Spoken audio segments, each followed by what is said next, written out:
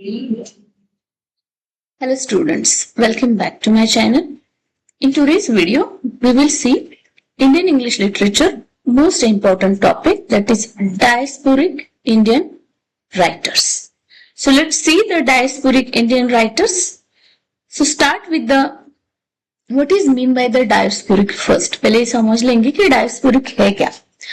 So Indian diaspora has produced a rich body of literature and reflect the experience of migration, identity and cultural hybridity. Diaspora, that is diasporic Indian writers often explore, वो क्या theme explore करते हैं, displacement है ना. Diasporic writer वो होते हैं जो जिनकी बर्थ प्लेस इंडिया तो है but they are migrated somewhere else और in other country.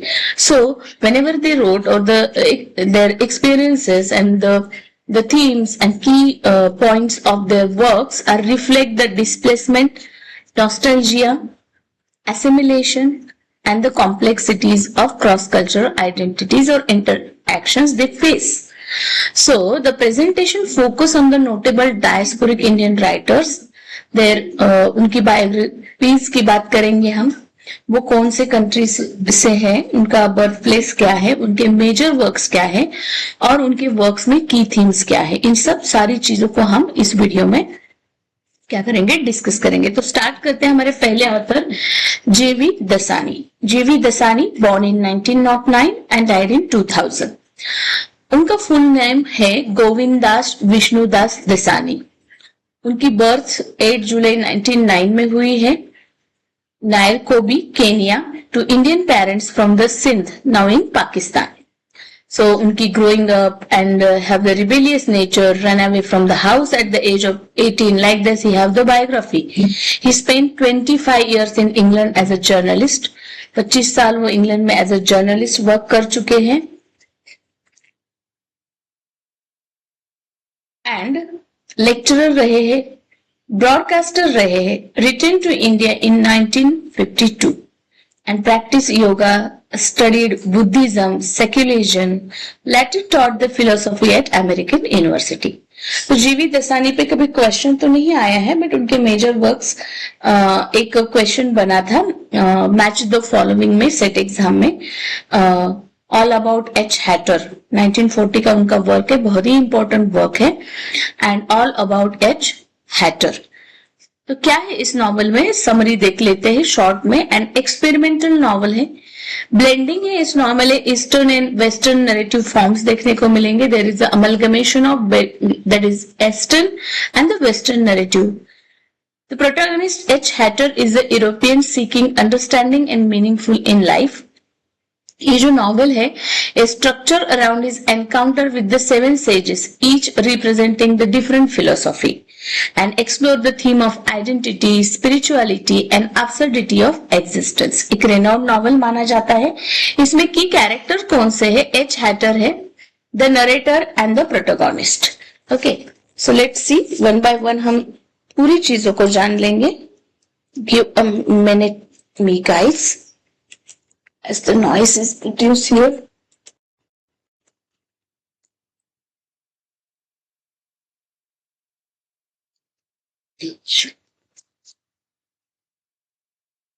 Wait a minute.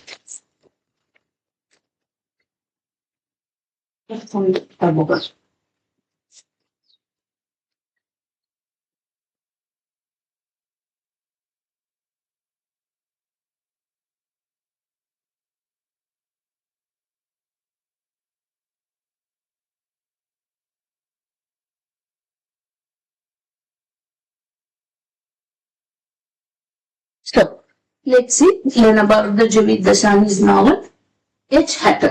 तो H. Hatter में जो कैरेक्टर्स है उसकी बात कर लेते हैं हम पहले. तो H. Hatter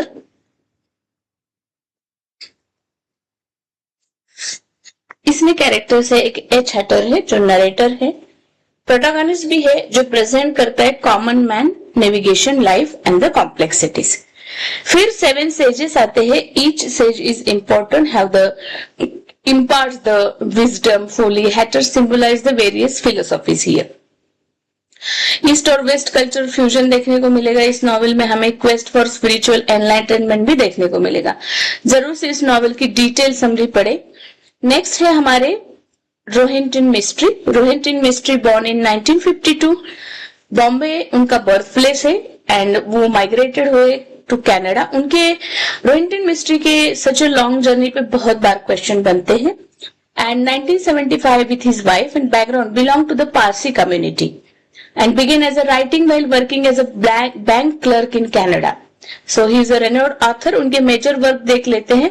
उनकी मेजर वर्क की अगर हम बात करें तो देखो यहाँ पे tale from Firozsha Baag 1970 में ये वर्क आया था उनका। फिर such a long journey, very very important, such a long journey के कैरेक्टर्स, थीम और इसकी सेटिंग पूछी जाती है। सच ए लॉन्ग जर्नी के थीम्स पे क्वेश्चन बने हैं, पब्लिकेशन ईयर पे क्वेश्चन बने हैं। देन उनका आता है अ फाइन बैलेंस 1995 में। फिर family matters and such a long journey की हम समरी देख लेते हैं। तो सच ए लॉन्ग जर्नी की सेटिंग रखी गई है बॉम्बे में 1970 में during the Indo Pakistan war. Follow the Gustad Noble and middle age bank clerk है इनके से जो प्रोटैगनिस्ट है उनका नाम है Gustad Noble. Middle class age person है, बैंक में क्लर्क रह चुके हैं, एक फैमिली मैन है। Gustav grapples with the personal and political turmoil. उनका बड़ा बेटा है Saurabh, his eldest son Saurabh. Saurabh refuse to attend the prestigious Indian Institute of Technology and daughter है रोशन, फॉल्स इल जो बीमार रहती है। Receives a mysterious request from an old friend Jimmy Billimoria to hide a package of money. So the novel interview the personal struggle with the national event and highlighting the impact of political corruption दिखाता है। तो जैसे मैंने बताया इसके की characters है Gustad Nobel protagonist है जो स्ट्रगल कर रहे हैं मेंटेन द फैमिली लाइफ। उनकी वाइफ है दिलनवाज नोबेल, गुस्ताव की वाइफ है। सौरभ नोबेल उनका बेटा है। जिमी बिलीमोर फ्रेंड है and the Tehmul mentally challenge neighbour है जो इनोसेंस सिंबलाइज करता है इस नॉवेल में।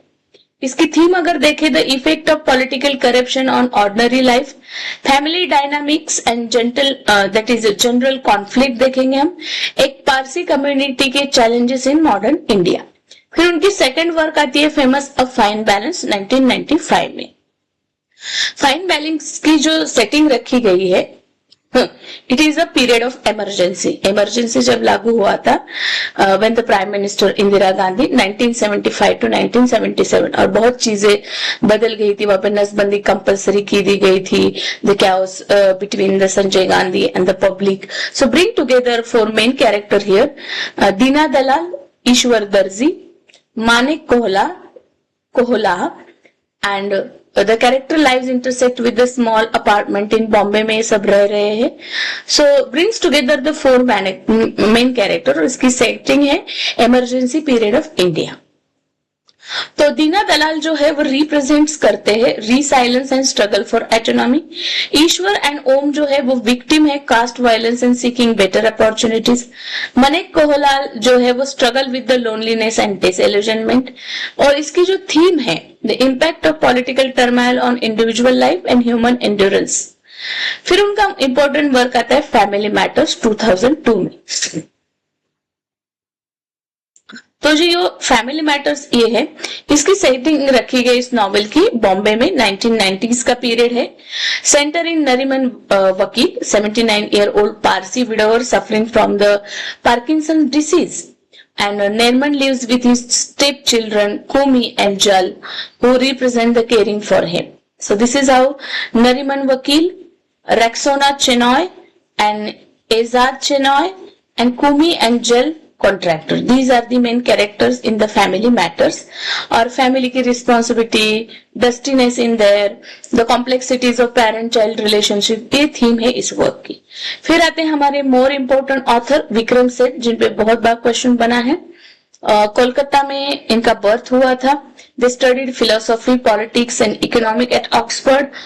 फिर उन्होंने स्टैनफोर्ड यूनिवर्सिटी में पीएचडी भी लिया इकोनॉमिक्स में, जो उन्होंने कंप्लीट नहीं की।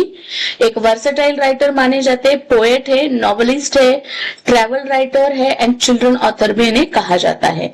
Known for his lyrical prose and exploration of diverse themes. तो मेजर वर्क की लिस्ट देख लेते हैं विक्रम सेठ की। तो बच्चे ये हमारी थर्ड ऑथर है जिनके मेजर वर्क बहुत इंपॉर्टेंट है, हमें नाम तो रट लेने ही पड़ेंगे। जैसे हम देखते हैं कि इंग्लिश लिटरेचर बहुत ही वास्ट सिलेबस है, तो फिर भी जो बच्चे नेट क्वालिफाई कर रहे, सेट क्वालिफाई कर रहे, आपको एटलीस्ट मेजर ऑथर, फिर वो इंडियन राइटर्स हो, अमेरिकन हो, डायस्पोरिक हो, अफ्रीकन हो, मार्जिनल राइटर्स हो, आपको एक लिस्ट बनानी है ना, कौन से पीरियड से कौन बिलोंग कर रहे हैं, क्या थीम्स है, उनके वर्क्स मेजर कौन से है, ईयर हमें याद भी ना रहे तो भी याद तो करना पड़ेगा, बट हमें पहला वर्क और लास्ट का वर्क भी याद है तो भी हम उनकी एक क्रोनोलॉजी, थोड़ा सा लॉजिक लगा लेते हैं। तो विक्रम सेठ का पहला फेमस वर्क है पोएट्री मैपिंग, 1980 में आया था। फिर है उनका from heaven lake, travel through the Sinkiang and the Tibet, travelogue है उनका, जैसे हम ट्रैवल राइटिंग बोलते हैं। फिर है गोल्डन गेट जो 1986 में आया था। सूटेबल बॉय, इस पे क्वेश्चन बनता है हमेशा, सूटेबल बॉय पे, 1993 का वर्क है सूटेबल बॉय। फिर है an equal music, two lives and golden gate. तो जो हमारा देख लेते हैं समरी हम, novel which is verse compose the 590 sonnets, ये जो हमारा मैपिंग है 1980 में आया था। 1980 का मैपिंग एक पोएट्री है, नॉवेल, वर्स में एक नॉवेल कहा जाता है। ऐसा क्वेश्चन बन सकता है कि कौन सा वर्क है विक्रम सेठ का जो एक वर्स फॉर्म में कंपोज किया है, नियर अबाउट 590 सोनेट इसमें है। तो हमारा आंसर होगा मैपिंग अ पोएट्री और द वर्स, जिसे हम कह सकते हैं। ओके, सो तो सेटिंग इसकी है San Francisco, follows a group of young professionals navigate the love, friendship and personal fulfillment. Central character में include होते हैं John Brown, Janet Hewaka, Phil Wedge and the Ed Cherney. Explore the modern relationship, societal expectation and existential quest. तो की characters की बात करें तो John brown जो है इंजीनियर है, जेनेट हयाकवा जो है sculptor and the John's love interest है, फिल वीज जो है जॉन का फ्रेंड है, grapple with the personal issue, and Ed Cherney जो है अ गे लॉयर है।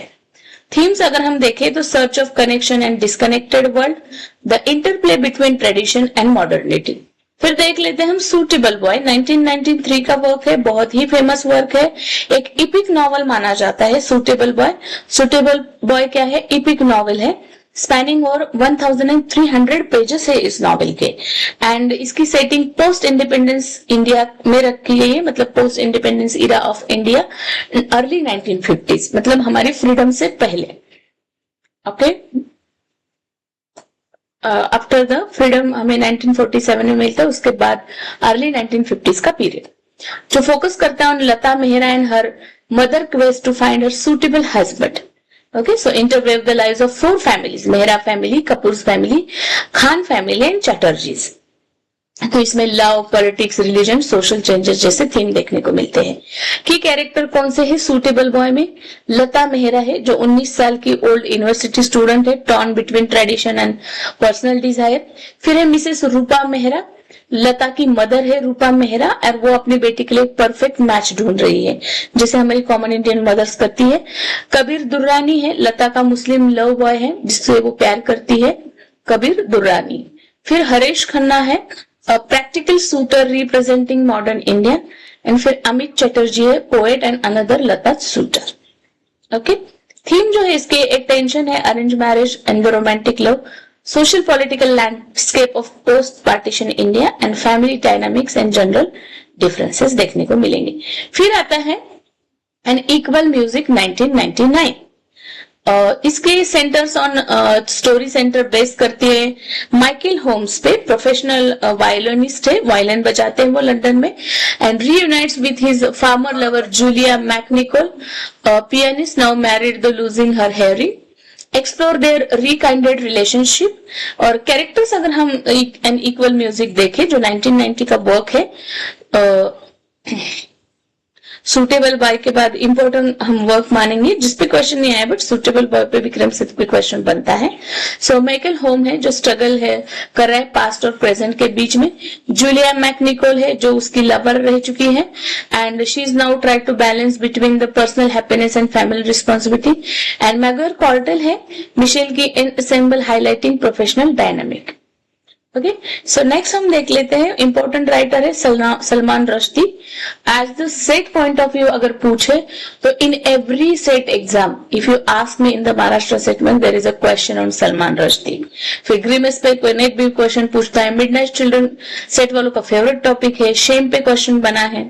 बर्थ प्लेस बॉम्बे में उनका बर्थ प्लेस रहा है। एजुकेशन उन्होंने ली है रूबिक school and King's college as well as Cambridge से।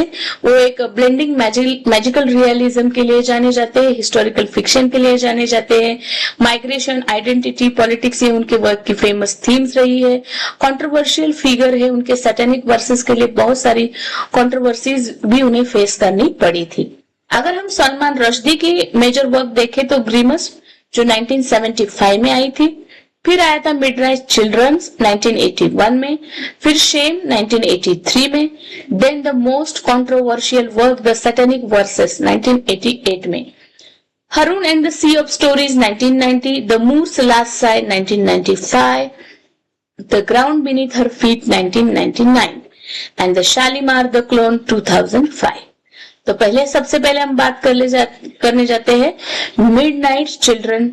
फेमस वर्क 1981 में आया था। Saleem Sinai very famous character, born in the stroke of midnight at August 15, 1947। ऐसा बच्चा जो मिडनाइट पैदा हुआ 15 अगस्त 1947 जब हमें आजादी मिली थी, the moment of Indian independence, और एक देश आजाद हो रहा था हमसे, दैट इज पाकिस्तान। तो सलीम सिनॉय का बर्थ डेट वो है। Salim discover he has telepathic power, उसे डिस्कवर कर लेते कि उसके पास एक टेलीपैथिक पावर है। I hope that you understood telepathic power क्या होता है। That connect with the children born in the night. उस टाइम पे जो और बच्चे पैदा हुए उनके और उनके बीच में एक टेलीपैथी है ना, जो मैं सोच रही हूँ शायद वो सेम सोचता है, या कोई connection, same thinking. Explore theme of the nationhood, identity and burdens of the history. की कैरेक्टर हम देख लेते हैं इस नॉवेल के, वेरी वेरी फेमस वर्क है। इसकी स्टोरी, कैरेक्टर सब हमें पता होना चाहिए। सलीम सिनॉय प्रोटोगोनिस्ट है हमारे नॉवेल के। एक टेलीपैथिक पावर है उनके पास। मिडनाइट चिल्ड्रन, मिडनाइट में पैदा हुआ बच्चा है 1947 15 अगस्त को। शिवा सलीम्स राइवल है, representing the destruction and power. Parvati the witch है, the fellow midnight child and magical abilities. And Aadam Aziz है सलीम्स के grandfather who story set the novel foundation. Theme अगर हम इसकी देखें, the intersection of the personal and national histories. Magic realism का इसमें use हुआ है, means the explore complex realities, question of identity and destiny. इस नॉवेल के लिए इन्हें बुकर प्राइज भी मिला है। तो हमारे जो ये फेमस ऑथर है सलमान रश्दी को बुकर प्राइज मिला था 1981 में इसी वर्क के लिए। James state black memorial prize भी मिला है, बुकर और बुकर्स भी मिला है। सैटेनिक वर्सेस की बात करें तो बहुत ही कॉन्ट्रोवर्शियल वर्क रहा है। सेकेंड नॉवेल है, इंपॉर्टेंट वर्क है, 1988 में आया था। रट लो दोनों नॉवेल की पब्लिकेशन ईयर भी रट लो।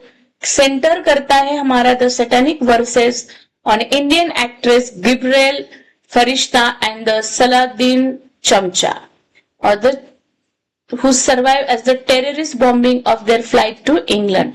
After falling from the sky, Gabriel assumes the angelic attribute and Saladin takes a demonic features. So interweaves the dream sequence इसमें दिखाया गया है। Reimagine the life of the Prophet Muhammad को बताया गया है। The novel sparked the controversy due to the perceived the blames that is a blasphemous content इसमें रहे, इसके लिए कंट्रोवर्सी हो गई थी। कैरेक्टर देख लेते हम इसके वर्क के। गिब्राल फरिश्ता एक बॉलीवुड स्टार है, एम्बॉडिंग द आर्चेंजेलिक क्वालिटीज मिल जाती है। सलादीन चमचा है, एक वॉइस एक्टर है, रिप्रेजेंट करते हैं कल्चरल अलाइनेशन को। देन मोहद्दीन एक कैरेक्टर है, ड्रीम सीक्वेंस में आता है, सिंबलाइज करता है प्रॉफिट मोहम्मद को। थीम्स हम इसकी देखें तो transformation of identity, the immigrant experience and cultural dislocation, the nature of good and evil. इसी नॉवेल की वजह से उन्हें देश छोड़ के भागना भी पड़ा था। सो नेक्स्ट देख लेते हैं हम Haroun and the sea of the stories 1990, a children fantasy novel written for the Rushdie son Zafar. अपने बेटे जाफर के लिए सलमान रश्दी ने यह नॉवेल लिखी थी। इसके प्रोटोगोनिस्ट है Haroon Khalifa, embarks on journey to restore the father Rushdie's storytelling abilities, set in the magical world of Kahani and the Earth's second invisible moon। मतलब इसकी सेटिंग जो है एक मैजिकल वर्ल्ड है, कहानी अर्थ का सेकंड इनविजिबल मून है। एक्सप्लोर करता है importance of story line and imagination. इसके कैरेक्टर जो है हरून खलीफा है, यंग बॉय है जो निकलता है quest to save his father's gift. Then Rashid Khalifa है, known as the Shah of Blah, renowned story teller है। Iff the water genie, a guide in the magical realism. Khattam Shud, the antagonist is seeking the silence of all stories। and themes इसकी जो देखेंगे, the power of narrative and freedom of speech, the battle between imagination and censorship, father son relationship। Next है हमारे next author हरी कुंजरू। इन पे कभी question नहीं बना है बट एक फेमस ऑथर है, इनके वर्क्स भी फेमस है। तो देख लेते हैं। लंदन में इनका बर्थ प्लेस है लंदन। फिर सन ऑफ कश्मीर पंडित इनके फादर है, इंग्लिश मदर है इनकी। स्टडी किया है इन्होंने इंग्लिश वर्धम कॉलेज ऑक्सफोर्ड से। Earn the MA philosophy and literature from Warwick university and journalist and novelist है ये। कौन? हरी कुंजरू, 1969। मेजर वर्क देख लेते हरी कुंजरू के। इम्प्रेशनिस्ट है, 2002 में आया था। Transmission 2004, gods without men 2011, white tears 2017, red pill 2020, noise एक शॉर्ट स्टोरी कलेक्शन है। तो इम्प्रेनिस्ट की समरी देख लेते हैं। इम्प्रेनिस्ट की सेटिंग रखी गई 20th सेंचुरी की। प्रोटैगनिस्ट है फराह ना, in born to Indian father and British mother. Okay, journey explore करती है रेस, क्लास एंड कॉलोनियलिज्म। अगर की कैरेक्टर की बात करें तो फराह नाथ है, रुखसाना है, जोनाथन ब्रिजमैन है। Then the Anjali, a courtesan who influence the Pran's early life. Colonel and Mrs Savage है, English missionaries who take in Pran. Next work आता है उनका ट्रांसमिशन 2004 में। Follow the Arjun Mehta, an Indian computer programmer who moves to Silicon Valley. Okay, feeling isolated, facing the job insecurity, unlessness, computer virus, the virus disrupt the global system causing the widespread chaos, explore the unintended consequences of the globalization and technology। की character जो है transmission के वो है अर्जुन मेहता, गे Swift, लीला जहीर। और theme की अगर बात हम करें तो इफेक्ट ऑफ ग्लोबलाइजेशन इसमें दिखाया गया है, isolation and digital age, ethical implication of technology. फिर आते हैं हमारे very very famous V S Naipaul. बहुत सारे ऑथर को हम देखेंगे आज इस वीडियो में, तो स्टे ट्यून। अगर आप मेरे चैनल पे नए हैं then don't forget to like, share and subscribe my channel. Forward this video to your friends for their better understanding as well as the better preparation for the upcoming examination. सब जगह हम देख रहे हैं YouTube पे वगैरह की हर बार बोलते तो है सेट एग्जाम ट्वाइस कंडक्ट किया जाएगा ईयर में, बट हु नोज दैट। देखते हैं, अभी तो सेट का नोटिफिकेशन ऑफिशियली तो नहीं देखने को मिला है, बट आई गेस जून में होना चाहिए, बट इस साल शायद जुलाई में हो जाएगा। So you people got a more time to for preparation. जैसे कि हमारा इंग्लिश लिटरेचर बहुत वास्ट है, मैं तो स्टक रहती थी कि मैं इंग्लिश लिटरेचर ही पढ़े जा रही हूँ, तो पेपर 1 को बहुत टाइम नहीं दे पाती थी। So make a balance between, एक पेपर 1 को भी आपको करना है। एज अ आर्ट स्टूडेंट हमें मैथ्स थोड़ा हार्ड लगता है, but still you should prepare. आपको research aptitude, teaching aptitude as well as ICT वगैरह जो है उसमें फोकस करो, उसको पूरा पक्का कर लो, और बाद में आप जो आपका डाटा इंटरप्रिटेशन वगैरह उसको टाइम निकाल सकते हैं। Find the trick in all to solve the questions which is related with the reasoning aptitude. Now turns toward the next author V.S. Naipaul, 1932 to 2018। Full नाम है उनका विद्याधर सूरज प्रसाद नायपॉल। चौगुनास ट्रिनिडाड टैबेको में उनका बर्थ हुआ था. That is descendant of the interlude labour from the India. Education उन्होंने लिए है ऑक्सफोर्ड यूनिवर्सिटी से. प्रोफालिक राइटर रहे,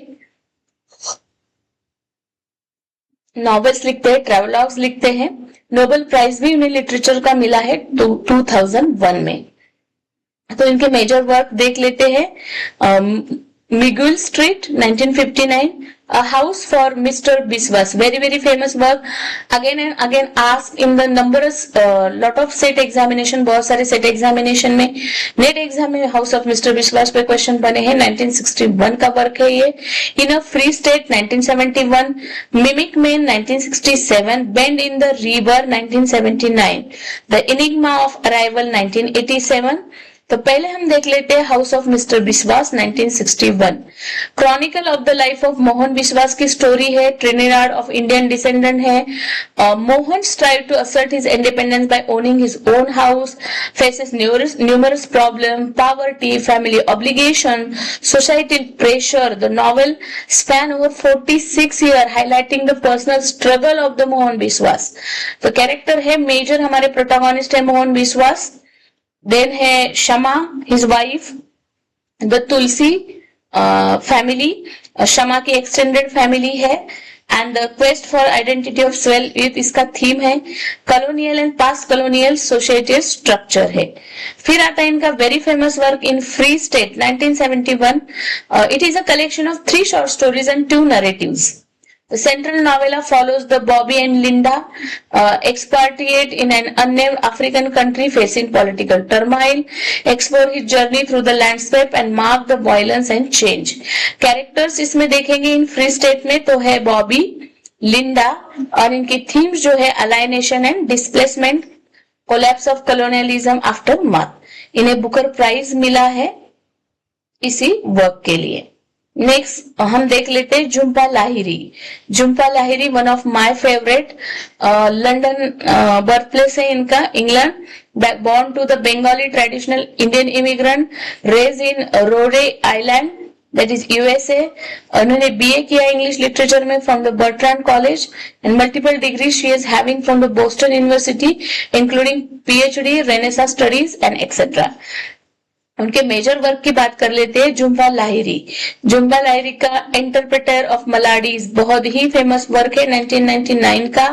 namesake one more important work as the exam point of view, interpreters of maladies और द नेमसेक आपको पढ़ के जाना है. अनअकम्स्टेड अर्थ भी उनका वर्क है. द लोलैंड 2013 में आया था. फिर हम समरी देख लेते हैं अभी इंटरप्रेटर्स ऑफ मलाडीज. एक कलेक्शन ऑफ 9 शॉर्ट स्टोरीज है ये जो झुम्पा लाहिरी का वर्क है इंटरप्रेटर्स ऑफ मलाडीज. ये 9 शॉर्ट स्टोरीज का कलेक्शन है. एक्सप्लोर करता है lives of India and Indian American character. Story dwell into the issues of love, loss and communication. Highlight the nuances of culture barriers and family relationship. Key story इसकी temporary matter, a couple reconnect during power outage. When Mr. Pirazada come to dine, a child perspective and cultural identity during the Bangladesh. So interpreter of Maladies, a tour guide became the emotional involved without the tourist family. So this is of the theme of the novel. Pulitzer Prize for fiction मिला इन्हें. Pen Hemingway award भी मिला था. Another famous work जिसपे question बनते हैं, the name से Gogol, okay है ना. Follow the Ganguly family who immigrant from the Calcutta to Massachusetts. Centre करता है Gogol Ganguly, name after the एक रशियन ऑथर है निकोलाई गोगोल. उनके नाम पे से इनका नाम रखा था Gogol. Chronicle Gogol struggle with the usual name and culture identity, मतलब अजीब सा नाम लगता है उसे. Explore the generational difference between the immigrant and their American born children. Gogol Ganguly जिसका नाम निखिल भी है, गोगोल भी है, प्रोटोगोनिस्ट है, who is searching for the identity. Then Ashok Ganguly उसके फादर है, who past influence the naming. Ashima Ganguly, Ganguly की गोगोल की मदर है. Maintain the cultural tradition, name and identity इसकी थीम है. The immigrant experience and the assimilation. Adaptation अगर हम देखें तो इस पे फिल्म बनी थी द नेमसेक, जो मीरा नायर ने क्या की थी, डायरेक्ट की थी 2006. फिर आते हैं बहुत ही very very important author Bharati Mukherjee, 1940 to 2017, birth place Calcutta, BA from University of Calcutta, MA from Maharaja Sayajirao University, Baroda, MFA and PhD from the University of Iowa. Novelist है, शॉर्ट स्टोरी राइटर है, academician है, explore the theme of immigration, identity and female experience. जैसे हम diasporic writer study करें, so we know that the main theme of their novels. Major work देख लेते हैं. पहला तो है टाइगर्स डॉटर, 1971 में. टाइगर्स डॉटर बहुत ही मुझे इंटरेस्टिंग लगा, तो मैं मेरे अपने चैनल पे टाइगर्स डॉटर जरूर पढ़ाऊंगी.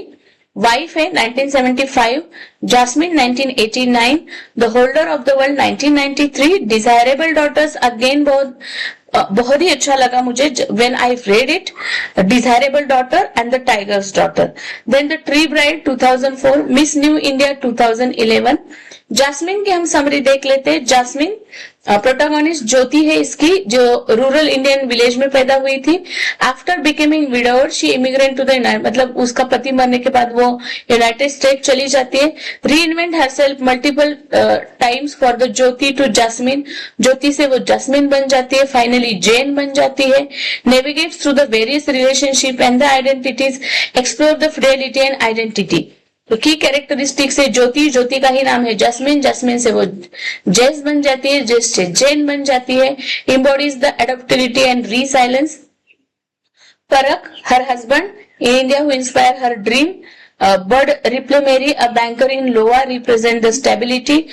इसकी थीम्स है transformation and self invention, challenges immigrants and assimilation, and gender role and the female autonomy.